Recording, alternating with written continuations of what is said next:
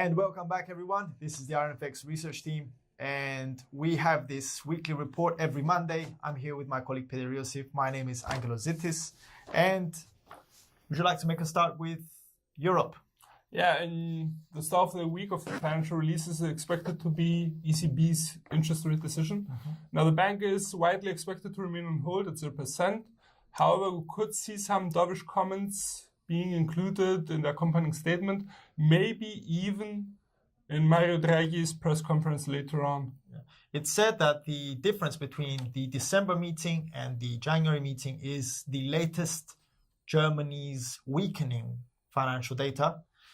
It could be the weakening of the GDP growth rate for Germany for 2018, which had a substantial deceleration, but also the deceleration of the CPI rates for France, Eurozone, and Germany, which was also substantial, could influence the bank's decision and Mario Draghi's press conference later on.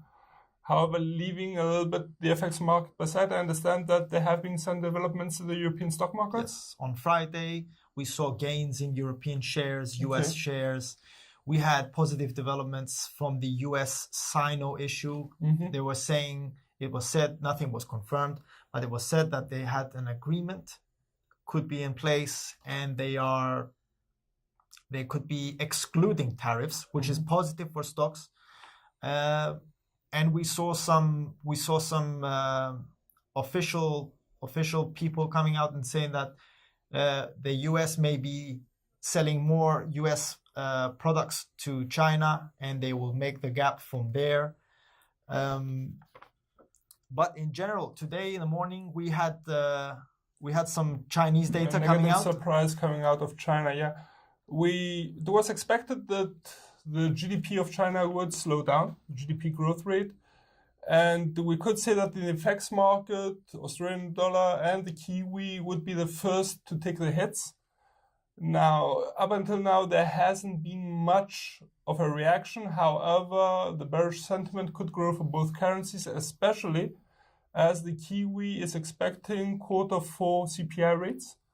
And we could see a slowdown there, which could weaken the Kiwi substantially. Also, a bit further on the north, the Japanese yen could also weaken during this week, as BOJ's interest rate decision is expected to remain on hold at minus 0.10%. However, we could also see some dovish comments coming out, maybe even some revisions in the bank's forecasts on the CPI rates, as they have been slowing down substantially recently. And BOJ's Governor Kuroda could also have some dovish comments in his press conference. However, leaving the Orient a little bit by side, I understand that emerging markets have been...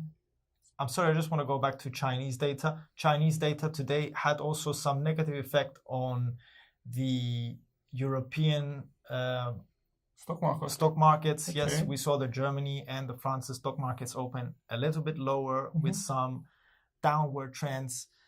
Could be due to the Chinese, confirming the Chinese slowdown.